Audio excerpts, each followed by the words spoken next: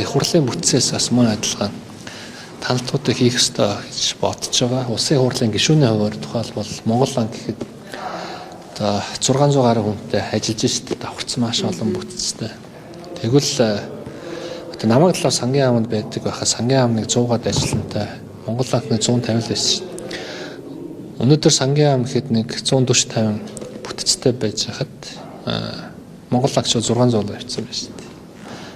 Тэгээ энэ бол 14-5 банкыг л одоо хяналт шалгалтыг хийдэг. Дээрээс мөнгөний бодлогын судалгаа хийдэг, бодлого тодорхойлдог ийм институцийн хувьд бол маш хөргөлөн бүтц байна гэж харж байгаа. Тэгэхээр Монгол банкнаас эхлэх хэрэгтэй. Бусад ийм одоо шаардлагагүй бүтцүүдийг л бүгднийг тэгээд хасаа тайраад үр ашиг нь дэвшлүүлэлт явах хэрэгтэй.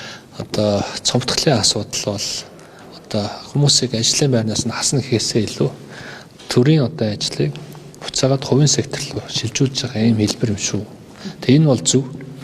Ер нь бол бид нар одоо концесс гэдэг ихлээр том төслүүдийг санхүүжүүлдэг гэсэн буруу ойлголттой яваад байдаг. Дэлхийн түвшинд төр одоо төр үйлчлэлийн түншлэл концесс гэдэг чинь урт хугацааны гэрээ байгуулаад төрийн том үүргийг ачааг хувийн сектор руу шилжүүлдэг энэ механизмыг хэлдэг байхгүй. Тэндээс үүссэн байдаг. Тэгээд дараа нэг томоохон төслүүдийн санхүүжилтийн асуудал гарч ирдэг. Тэгэхээр нэг бол ховчилж болно.